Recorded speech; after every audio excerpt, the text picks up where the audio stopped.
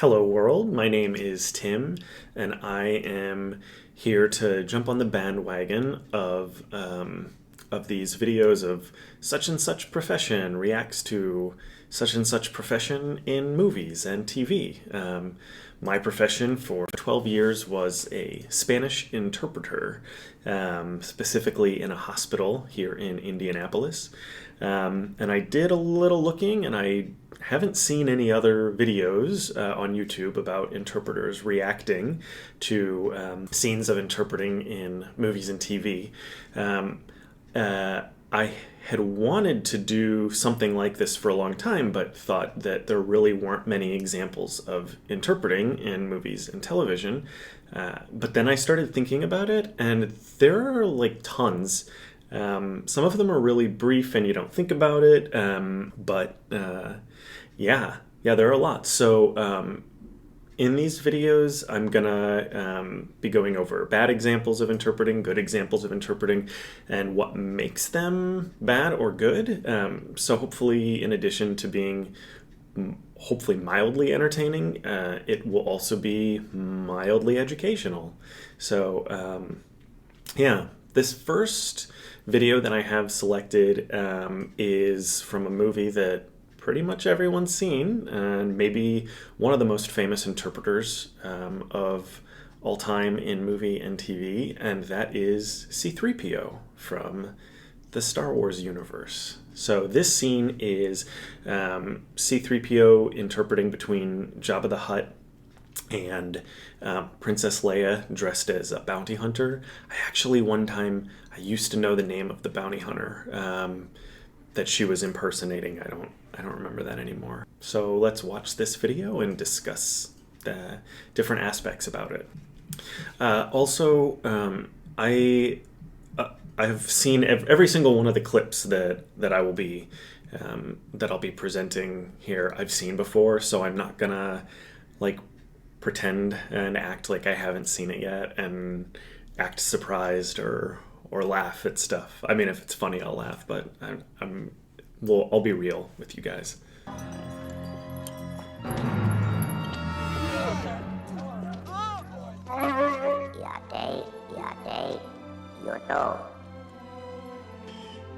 No, Chewbacca. Yes, I am here, Your Worshipfulness. Yes?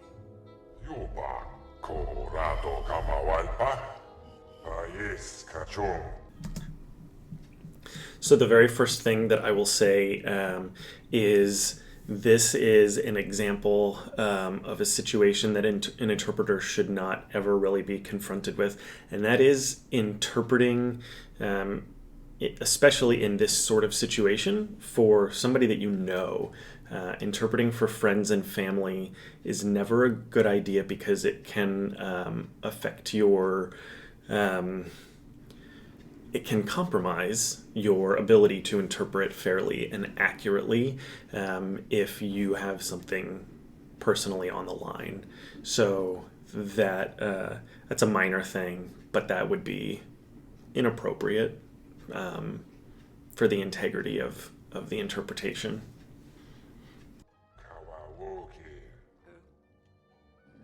The illustrious Jabba bids you welcome and will gladly pay you the reward of 25,000. 50,000, no less.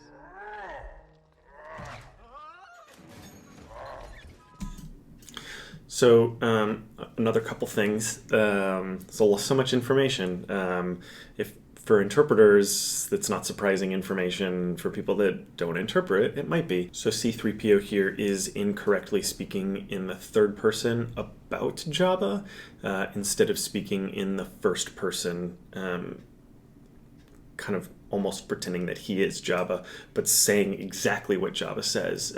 It seems weird sometimes to non-interpreters, but it actually in the long run prevents lots of confusion that can happen if you're speaking in the third person and then somebody gets confused, somebody that you're interpreting for gets confused about who the interpreter is even referring to. It's just better if you speak in the first person. You get used to it pretty quickly. Another thing that C-3PO did correctly here is he interpreted exactly what the bounty hunter said, Leia said, word for word, despite possibly knowing that it would make Jabba angry. But it's not C-3PO's position to alter anything that anyone's saying, because it's only fair for both parties to know exactly what's being said. And he actually does the opposite of that in a moment that we'll see.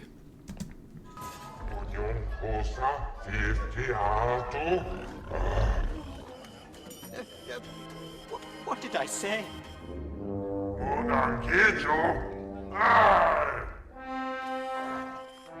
The mighty Jabba asks why he must pay 50,000. Because he's holding a thermal detonator. Pause again just to say C-3PO started out doing something correctly in that scene, which is where he was standing kind of over the shoulder of one of the people for whom he was interpreting. Can you guess where the absolute worst place to interpret would be? If you guessed standing literally right in between the two parties that you're interpreting for and turning back and forth interpreting for them, then you guessed right. That's a really terrible spot to interpret.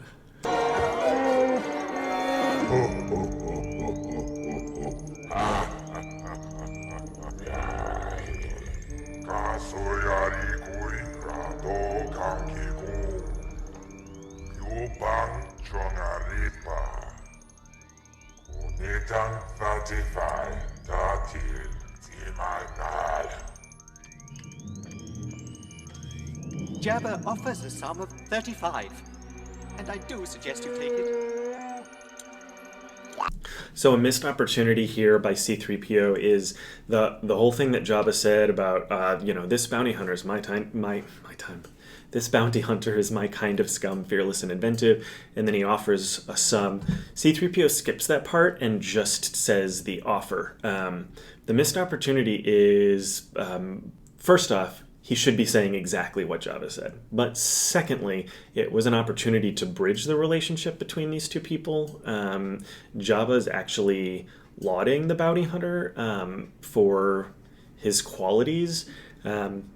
C-3PO skips that and only says the amount, and the bounty hunter, who possibly could have assumed from all the stuff Jabba said that C-3PO left something out, might assume that Jabba was cursing him, her, or saying something negative about them, but that despite that, here's your 35,000.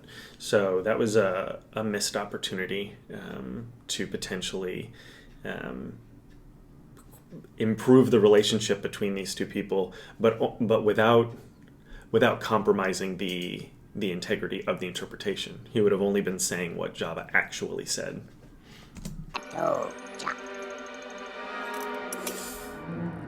He agrees. Fortunately, he still agreed.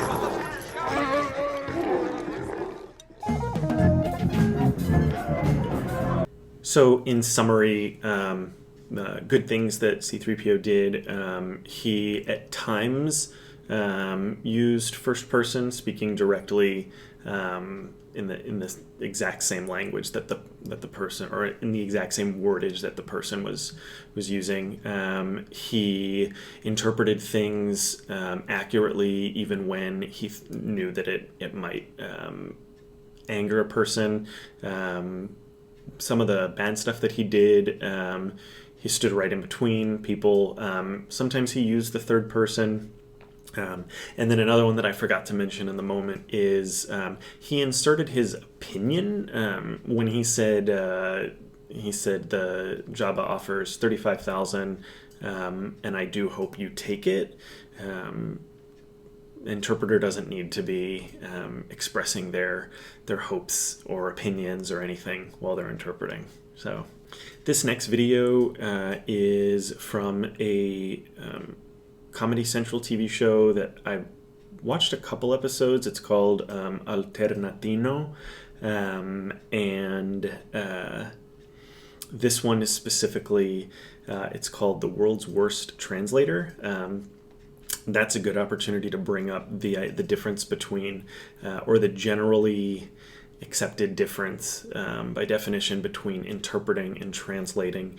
The easiest way to sum it up is interpreting is spoken and translating is written. I'm sure that you could break down the actual definitions of the words and argue that, depending on the language, the translation for translate, traducir in Spanish, can mean both. But in English, among the language altering community, interpreters and translators, interpreting is spoken, translating is written. This is a really funny video, and you'll see, we'll see that, but you can also decide if he's actually the worst translator, the worst interpreter. Este trato es muy grande. Yo nunca he hecho esto antes, bro. Tranquilo, hermano. Simplemente traduce exactamente lo que dicen. Exactamente lo que dice. Ok.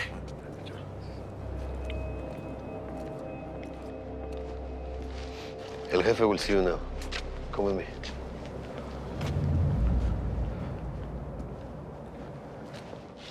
El jefe. I got the money. You got the weapons?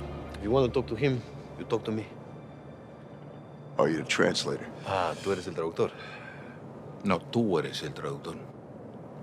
No, you are the translator. Okay. I got the money. Yo tengo el...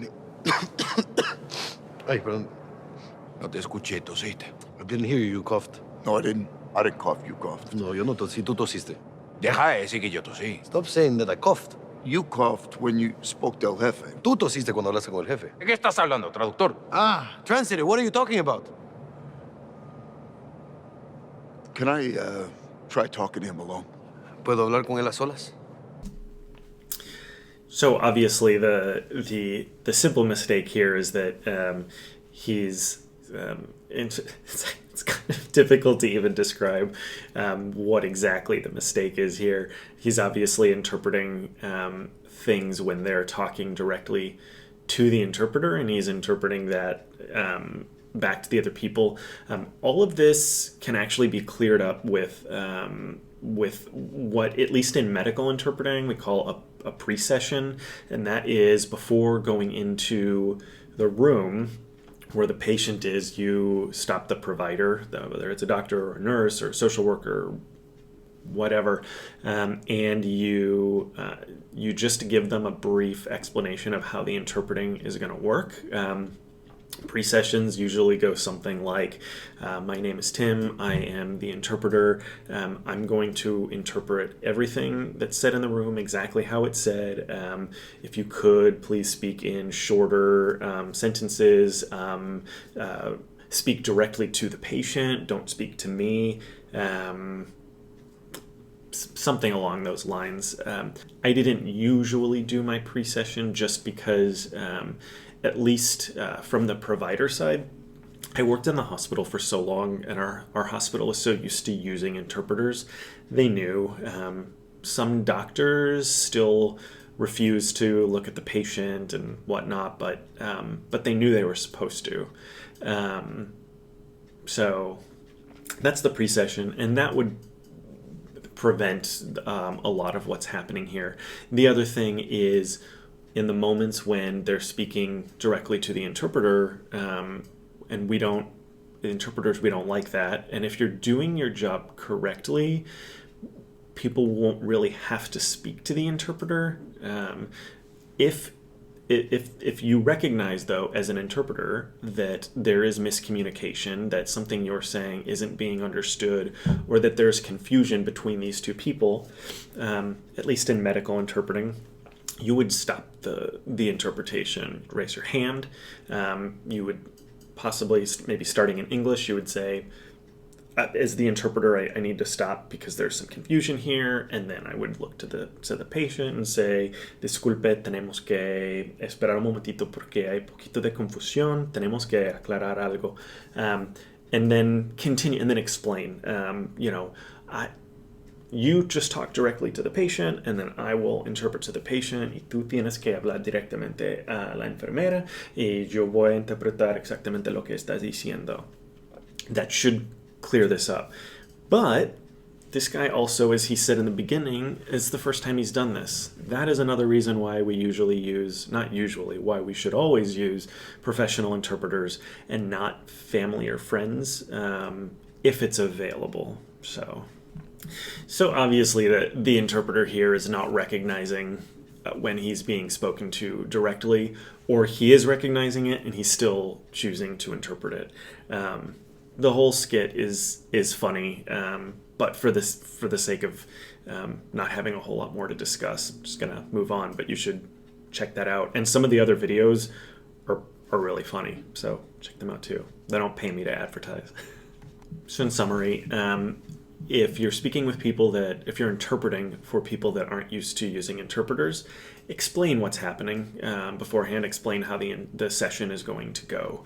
You should be able to recognize if someone is actually speaking directly to you, and if they do, you should raise your hand, pause everything, and discourage that moving forward.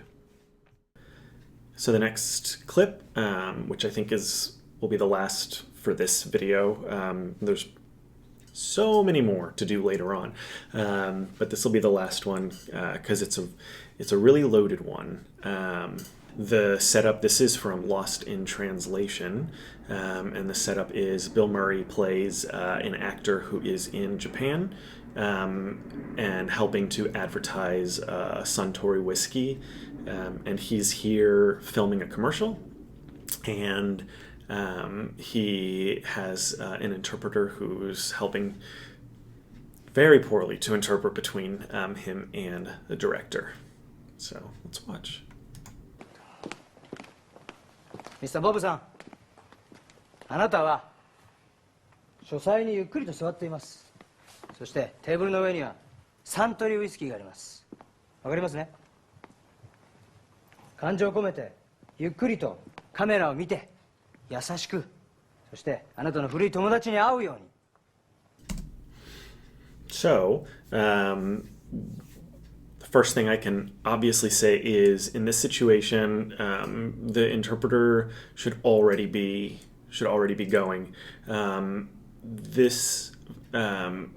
As much as the director's saying, and as specifically as he's saying it, it's unlikely that the interpreter would be able to remember everything without pausing him. And this is would be a perfect moment for what is called simultaneous interpreting. The last clips that we watched were what's called consecutive interpreting. A person speaks some reasonable length sentence, the interpreter interprets it. Consecutive interpreting is usually more like specifically accurate interpreting, but it's only available, or it's only possible in situations where everyone has the time to make those pauses. So for interpreters over television, like sign language interpreters, or like UN interpreters, stuff like that, no one's pausing to give interpreters time, and interpreters need to do simultaneous interpreting. Depending on the situation, it's actually a lot easier for everyone because the flow of the conversation isn't broken up. But it can be really exhausting for the interpreter long term, or over extended periods of time.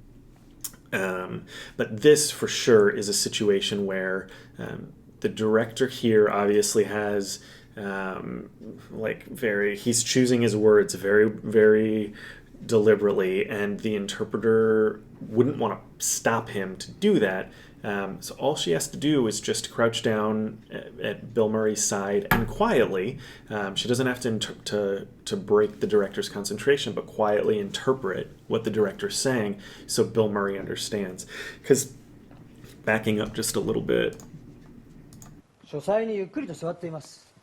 そしてテーブルの上にはサントリーウイスキーがあります。わかりますね？ Right there. So I speak a little bit of Japanese. I would call myself mildly conversational. I lived in Japan for a little while, but in the midst of this explanation, he said, "Wakarimasu ne?" He asked Bill Murray. He said, "You understand, right?" But of course he doesn't understand, and the director should know that, and the interpreter's not interpreting. So let's continue. 感情を込めてゆっくりとカメラを見て優しく、そしてあなたの古い友達に会うように言ってください。カサブランカのボギーのように君の瞳に乾杯。サントリータイム。He wants you to turn, look in camera.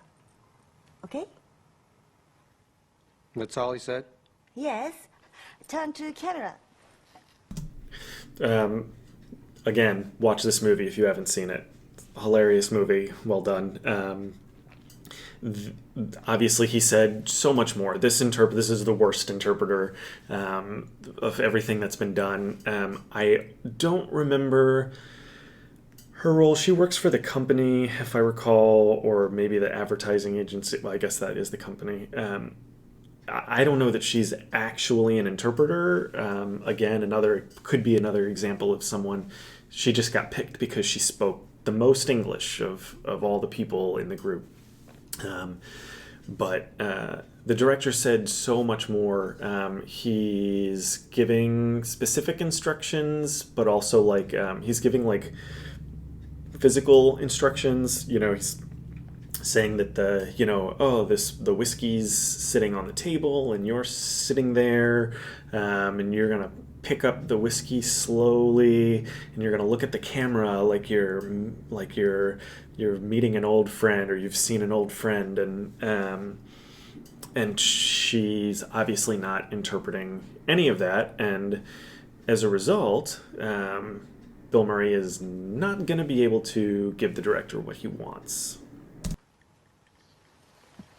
All right, did you want me to turn from the right or turn from the left? 彼の方はもう準備ができてます。それでスタートがかかった時にカメラの方に振り向く時に左から振り向けばいいのか右から振り向けばいいのか、その辺のところはいかがなさいましょうかっていうことなんですけれども。This seems like it's overly silly. He just asked this real simple question, and she's just going on and on and on. Certainly, there's shorter ways for her to say that, but it's actually it's really realistic that sentence in English being interpreted to the director would be drawn out because she's speaking to the director more politely. There's a lot of hierarchical aspects to the Japanese language, but she's also the what he asked. She's kind of she's drawing it out, but I think she's also trying to really express accurately what he said, which is unfortunate that she didn't do the same thing for him. But that's funny. It's almost more funny because it is true or is accurate. どっちだっていいんだよ。もう関係ないんだから、そんなもの時間がないんだよ、ボブさん。ね？だからもう早くあなたもうテンション上げて。Again, interpreter should be interpreting everything right now because the director is obviously frustrated, and Bill Murray is taken aback because he doesn't understand anything that's happening right now. And the director's, we know what he's doing even if you don't speak Japanese, but he's, jikan ga nai, you can guess, we don't have time for this. Airplane, whatever. The interpreter should be explaining all of this. カメラ見て、カメラ目線でゆっくりとね、パッションがカメラ目にはパッションだよ。分かった？ And with intensity. So much more stuff, and the interpreter really should be conveying the frustration of the director, because the director feels comfortable saying it to Bill Murray. So Bill Murray has the right to know what the director's saying, and she's obviously, he knows that stuff's not being said because the director's expressing emotions that she's not conveying. And again, she's he's not, excuse me, again, she's not saying the majority of what he's saying. That word was even a cognate katakana words, and he says, you can hear him say passion, right? He, with, you know, passionately saying this, he needs to say it, and she doesn't even say that. That's one of the easiest of all of them to interpret. Okay. Is that everything? I mean, it seemed like he said quite a bit more than that. あなたの言ってることはウイスキーのことだけじゃないんだから。わかる？古い友達に会うように優しくジェントリーにね、そして心から湧き上がってくるテンション。これ忘れちゃダメだよ。Like an old friend and into the camera. Okay. わかった？ Again, he says, like, furui tomodachi ni ao. So it's like you're meeting like an old friend. That sort of maybe like anticipation in the eyes or in his face. Excuse me. He doesn't say that specifically, but I feel like that's what he's getting at. And she just says, like an old friend, which without the additional context, like wouldn't make sense to him, what she even means by that. あなたはウイスキーを愛してます。It's Suntory time. Okay? Okay. Okay? はい、本番！用意スタート！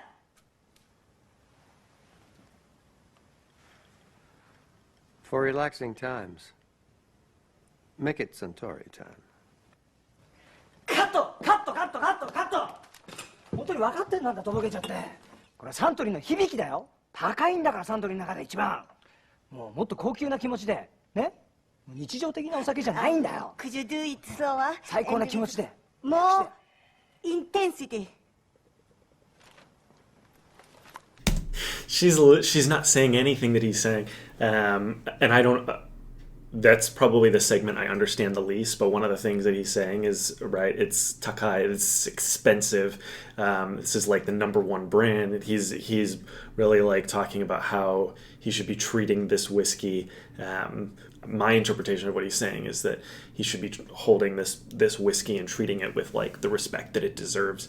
And she doesn't convey any of that. And again, Bill Murray can't give the director what he wants if she doesn't tell him what the director wants. サントリータイム。本番！用意スタート！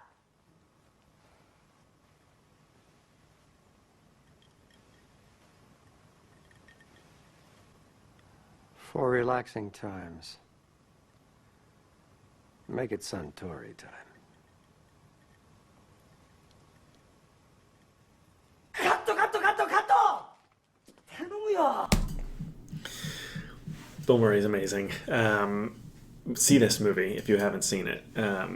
So again, in summary, this would be the perfect opportunity for simultaneous interpreting. All she'd have to do is just that same position she's in when she interprets for him. If she just stayed there and while the director was talking, just quietly interpreted for it into Bill Murray's ear, she would be able to convey everything. Again, I don't know that she has that ability because I don't know that she's actually an interpreter. Then also, it is okay, not only is it okay, it's necessary if someone is being rude or impatient or angry, you should convey all of that because whatever communication that is trying to happen isn't going to happen if you sugarcoat it or if you leave out information. One of my favorite things interpreting is if a patient or a doctor got frustrated and maybe even cursed. I interpreted that as quickly as possible. Oh, this reminds me of a really good clip to show you from the TV show The Shield. But don't be afraid to do that because again, you're the interpreter. They can't get mad at you, the interpreter. Well, they shouldn't. On that note, I actually have one more clip to show you about taking your anger out on the interpreter. This clip is from the movie Team America: World Police, created by Trey Parker and Matt Stone, the creators of South Park. Also an amazing movie.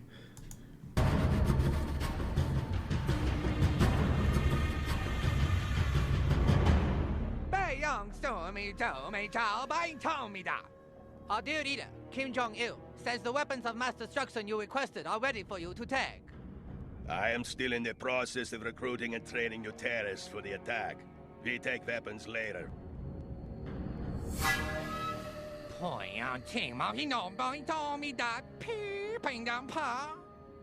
He asked what part of the deal you did not understand. He says perhaps his translator did not make it clear to you. He says he should fire his translator? Do you have any idea how fucking busy I am? I don't really know what to say other than his position was kind of okay. It made it seem more okay because of the angle that the scene was shot at, where it kind of made it look like the interpreter was side by side with him when he wasn't. He was standing way in the foreground. He probably should have been standing just off to the side like that, but maybe even right behind Kim Jong. Shit, which one is this? Kim Jong-il. Sorry. Yeah, standing behind Kim Jong-il. Of course, that would have made the gunshot more difficult to achieve. But then another thing, I guess, is he stands up. He doesn't respond, or excuse me, when this Chechen soldier speaks to Kim Jong-il, the interpreter doesn't interpret because he knows that the Kim Jong-il understands. But that's another thing. You never know when the person that your interpreter is interpreting for actually speaks the language. Doctors will all the time, or any doctors, nurses, anyone, all the time, will say something either like under their breath, or they'll say something jokingly to the side and then say, "Oh, but don't interpret that." First off, it's really awkward to not interpret it because all of a sudden the doctor said something and it's the first thing that the interpreter doesn't interpret, and the doctor's also like giggled after saying it. Super disrespectful. And then the other thing is, man, a lot of these patients, they need the interpreter because they don't understand the more complex medical terminology. That doesn't mean that they don't understand 90% of just the conversational stuff. You would be surprised how many patients, sometimes I just stand in the room in case the patient needs something, or the doctor or the provider. Sometimes they like to try and use their language skills, which I encourage. But man, you don't know who understands what, so don't say stuff that you don't want to be interpreted, ever. Because a good interpreter will still say it, and even if they don't, the patient or the provider might understand it anyway. So with that, thanks for watching. I hope that this has been interesting, and I don't have much of a following, so I don't know who will see this or not, but we'll make more regardless of whether or not you want more. I'm going to make more just because this is interesting for me, and I like talking about interpreting. So thanks for watching, I guess. Bye.